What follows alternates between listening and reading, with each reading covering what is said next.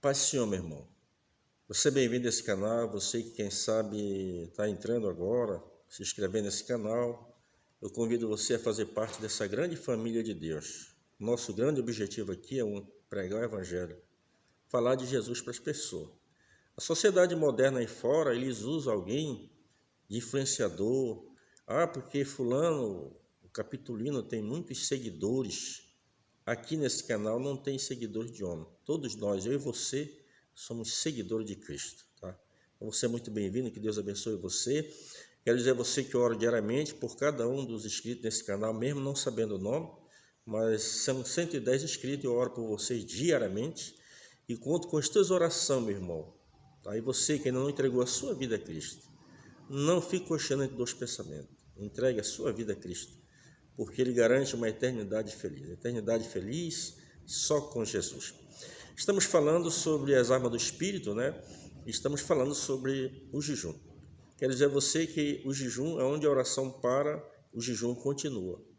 O jejum é uma oração sem palavras. Vamos ver que através do jejum, os servos do Senhor foram vitoriosos por meio do jejum. E nós queremos dizer que quando fazemos um jejum, tem que ter objetivo, tá? Tem que ter objetivo. Não faça jejum só porque tem que fazer, mas tem que ter objetivo. Isso não é fazer um trocadilho com Deus, não. É usar a arma que Deus deu para mim e para você. Sempre faça o seu jejum com um propósito.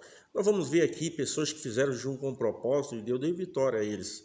E Deus não mudou. Se Ele deu vitória a essas pessoas, Ele vai dar a você certamente, sem dúvida. Tá? Se as tuas orações até agora não foram respondidas, elas serão. Mas se você quer apressar a resposta da oração, faça um jejum, para que Deus possa abençoar a tua vida. Você que está desempregado, né? Há dias você levanta de manhã antes de sair e você faz um jejum, quem sabe no domingo, né? Faz um jejum, aí, ó Senhor, fazer um jejum, me colocar na tua presença neste santo jejum. Amanhã, segunda-feira, preciso sair atrás de um emprego, que o Senhor possa me auxiliar, me abençoar e abrir uma porta para mim, repreender esse tranca-rua aí que está trancando as portas. E eu faço esse jejum aqui, Senhor, eu dedico esse jejum a Ti, Jesus. É para Ti que eu estou fazendo esse jejum. Mas eu estou fazendo esse jejum para Ti, meu Senhor, porque eu sozinho não posso vencer, mas com o Senhor eu sou mais do que vencedor. E você faz um propósito, seja nessa área ou em qualquer outra área da sua vida. Deus vai te dar vitória. Se você tem alguma dependência, algum vício, né? E quer se libertar do vício, o jejum é uma arma poderosa. Você começa a jejuar, olha, eu vou fazer um jejum, quero que o Senhor me dê graça para me libertar desse vício maligno. E Deus vai te dar vitória, com certeza. É para isso que existem essas armas aqui, para a gente lutar e nos tornarmos vencedor.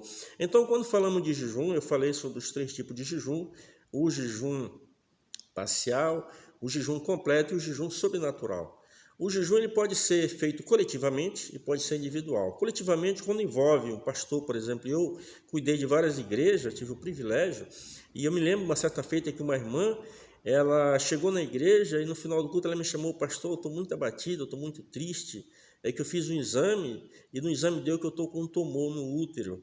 E aí eu não sei o que fazer, pastor. O médico pediu novamente um outro exame para confirmar se esse tumor ele é maligno ou benigno. Eu digo: olha, irmã, se a irmã não se importar, eu vou convocar mais 6 irmãos e não fazer um jejum pela irmã. Só que quando eu for fazer esse jejum, eu vou dizer por uma causa impossível. Né? Nós temos uma pessoa que está com uma causa impossível e eu convoco aí 6 irmãos comigo, 7, para a gente fazer um jejum no domingo, né, por essa causa impossível.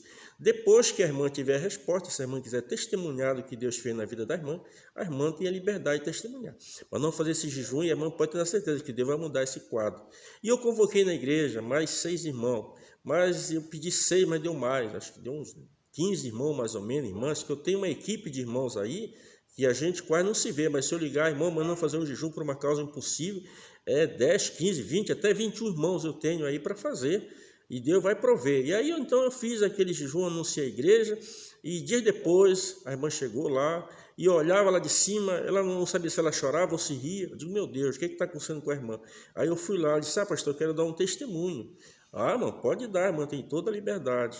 Ela disse: pastor, eu fiz o segundo exame, e nesse segundo exame não deu mais nada, desapareceu. Então, esse é um jejum coletivo. A igreja fez um jejum, e a irmã foi lá e testemunhou daquilo que Deus fez, né, a ela, porque a oração é um jejum sem palavra. Mais uma vez eu repito: aonde para a oração, o jejum prossegue, tá? Então, esse jejum é um jejum coletivo. E pode ser também um jejum individual, certo? Esse jejum individual, o nosso irmão Paulo, ele fez esse jejum. Depois ali que a Bíblia diz que ele teve um encontro com Jesus no caminho de Damasco, né? E ele entrou na cidade, a Bíblia diz que 3 dias e 3 noites, ele não comeu e não bebeu, ele consagrou a vida dele. É um jejum pessoal, entre a pessoa e Deus, né? E tem também esse jejum coletivo, que é muito importante.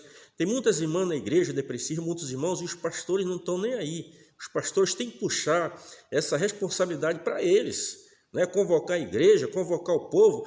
10 pessoas, 21 pessoas, 40 pessoas, convoca o maior número de pessoas possível para fazer um jejum, para Deus dar vitória, libertar as irmãs dessa depressão, abrir porta para os irmãos. Isso é uma missão do pastor. A maioria dos pastores não tem essa visão espiritual e por isso a igreja fica sofrendo e ele não toma uma posição. Então, eu estou aqui com o texto da Bíblia, no Evangelho de Marcos, no capítulo de número 9. Vamos ler apenas 2 versículos, o versículo número 25 e o versículo 29. O versículo 25 diz assim: E Jesus, vendo a multidão, concorria, repreendeu o espírito imundo, dizendo: Espírito mudo e surdo, eu te ordeno, sai dele, não entre mais nele. Versículo 29. E disse-lhe: Esta casta não pode sair de coisa alguma, a não ser com oração e com jejum. Vou ler mais uma vez. Esta casta não pode sair com coisa alguma, a não ser com oração e jejum. Então, os discípulos, Jesus desce do monte, com ele Pedro, Tiago e João, e tinha 9 discípulos ali, eles estavam, na narrativa da pessoa aqui de Marcos, havia uma disputa entre os sacerdotes, entre os fariseus e os discípulos de Jesus, para ver quem expulsava aquele demônio. Acabou que não expulsaram. Aquele moço, quando viu Jesus descer do monte, com Pedro, Tiago e João, esse moço foi aos pés de Jesus e prostou-se a Jesus, e disse: Olha, mestre, tem misericórdia do meu filho, né? E contou a situação. O meu filho, ele é lunático, e horas, quando dá essas crises nele, ele cai no fogo, horas na água, né? E Jesus perguntou aqui na narrativa de Marcos: há quanto tempo faz isso? E aquele pai disse: olha, desde a sua infância. A Bíblia não menciona o nome desse pai, não menciona o nome desse menino, mas era um adolescente já entrando para a juventude, e o diabo oprimia. Você observa aqui no texto em que eu li, eu escolhi aqui esse texto, nós temos também em Mateus e temos em Lucas também este texto. Mas eu escolhi esse texto de Marcos porque a Bíblia diz aqui que o espírito mudo e surdo, esse moço, ele era perfeito. Ele ouvia perfeitamente, falava perfeitamente, mas quando o demônio se apossava desse moço, o que o demônio faz quando ele se apossa de uma pessoa? Existe a opressão e a possessão. A possessão, o que ele bloqueia o consciente da pessoa. Você observa uma pessoa endemoniada, eu digo isso por experiência própria. Ele chega quebrando tudo, fazendo tudo daqui, quando ele sai liberto, você pergunta se lembra alguma coisa, ele não lembra, porque o diabo ele bloqueia o consciente da pessoa e o subconsciente. Então a pessoa fica totalmente no domínio de Satanás. E esse demônio aqui, ele levava esse moço a se tornar surdo e mudo. Você já imaginou o poder das trevas para fazer uma pessoa ficar mudo e surdo, né? Mas Jesus repreendeu aquele demônio ali. E aquele moço voltou a falar e voltou a ouvir. Entendeu? Então o diabo faz tudo isso aqui para que a pessoa possa desistir de Deus e se voltar para ele. O diabo é enganador. Mas você observa aqui que aquele moço chegou com Jesus e disse: olha, eu trouxe aos teus discípulos e eles não puderam fazer. Jesus dá um puxão de orelha neles. Gerações incrédulas e perversas. Até quando eu estarei convosco? Né? Aquele moço, quando viu Jesus falar assim, ele prostrou-se aos pés de Jesus mais uma vez. Ajuda-me, Senhor, na minha incredulidade. Pediu para que Jesus ajudasse ele. Esse moço recorreu à pessoa certa. Jesus era a pessoa certa para libertar esse moço. Jesus expulsa. Os discípulos saíram dali cabisbaixo, porque naquela disputa ali com os escribas, naquela disputa ali com os fariseus, o demônio não havia saído. E Jesus chegou apenas com 2 palavras, repreendeu aquele espírito maligno saiu daquele moço. Os discípulos chegando à parte, quando Jesus disseram: mestre, por que nós não podemos expulsar esse demônio? Jesus disse, porque essa casta de demônio, ela não se expulsa a não ser pela oração e pelo jejum. Então, uma vida consagrada, uma vida de oração, uma vida de jejum, não existe demônio que não saia. Nós vamos ver mais adiante sobre as armas do Espírito. Vamos começar pelo nome de Jesus, que é um nome poderoso para se expulsar demônio, é o nome de Jesus. Nós vamos usar as armas. Aqui Jesus já dá uma delas, a oração e o jejum. E não pode faltar a fé na vida da pessoa. A gente observa a importância dessa pessoa preparada, com uma vida consagrada, uma vida na presença de Deus. Quando você começa a jejuar constantemente, você não tem prazer nessas coisas da terra. Você não tem prazer nessas coisas do mundo. Por isso que o salmista diz, o prazer do justo é na lei do Senhor e na sua lei medita de dia e de noite. A pessoa que vive uma vida de oração, de consagração, que é jejum tudo junto, essa pessoa tem prazer em ir à igreja, ela tem prazer em orar, ela tem prazer em evangelizar, ela tem prazer em obedecer os mandamentos, os preceitos do Senhor. Ela não tem prazer nas coisas do mundo. As pessoas têm prazer em tudo aquilo que alimenta a carne. Mas quem jejua, consagra a sua vida, ele tem prazer nas coisas do céu. A nossa alma e o nosso espírito anela pelas coisas do céu.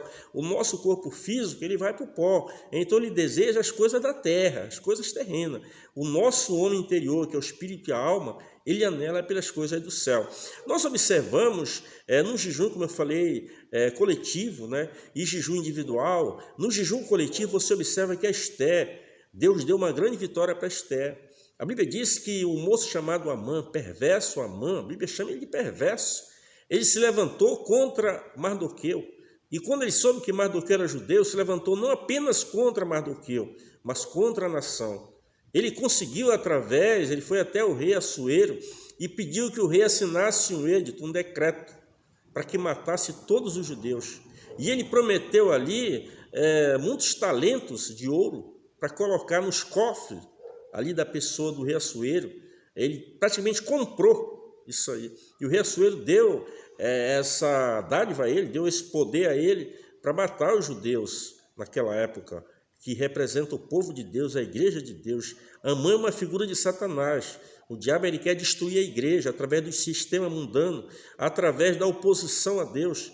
Isso não é de agora, sempre foi assim. Mas a gente observa que o Mardoqueu, quando soube o que ia acontecer, que não era apenas a vida de Mardoqueu que estava em jogo, mas de todos os judeus. A Bíblia diz que Mardoqueu agora, ele tirou, se vestiu de sacos, se jogou cinza por cima do seu corpo e foi para frente do palácio. A notícia chegou aos ouvidos de Esther e quando chegou, Esther mandou um dos seus eunucos levar roupa para que ele vestisse, porque ele não podia estar naquela situação ali na porta do palácio. Mas a Bíblia diz que ele se recusou. Esther mandou novamente saber o porquê que ele não tinha aceitado. E ele disse, é por causa do decreto do rei, que todos os judeus vão morrer, inclusive tu, Esther. E aí ele mandou que Esther fosse à presença do rei. A Esther mandou dizer a Mardoqueu, olha, eu nos próximos 30 dias, eu não fui chamado para ir à presença do rei. Há uma sentença de morte para quem vai em 30 dias sem ser chamado pelo rei. Aí Mardoqueu manda uma mensagem para ela, se de tudo te calares, Esther, socorro ou livramento de outra parte virá para os judeus. E não sabes se para tal tempo tu e a casa de teu pai todos perecereis. Quando essa notícia chegou ao ouvido de Esther, ela convocou. A Bíblia diz, né, que Esther, se você quer conferir este texto, você lê o livro de Esther, capítulo 4.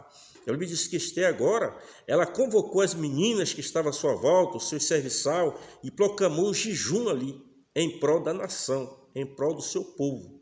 Porque ela ia se apresentar à presença do rei, para que em vez de ela enfrentar uma forca, Deus desse vitória. E o povo fez aquele grande jejum, e quando Esther se aproximou ali do palácio, o rei estendeu o cetro para ele e disse a Esther, qual é o teu pedido? Qual é a tua petição? Até a metade do meu reino te darei.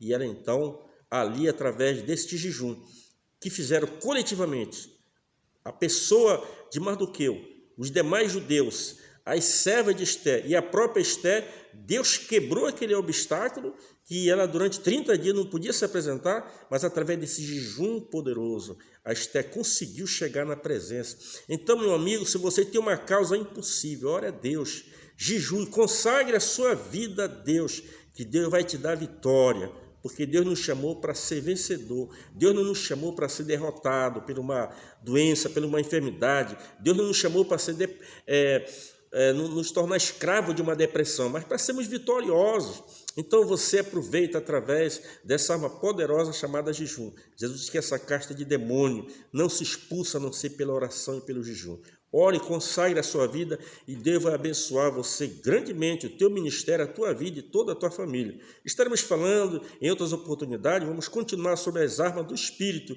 e a próxima vai ser o nome de Jesus. Que Deus e Cristo nos abençoe hoje e sempre. Amém.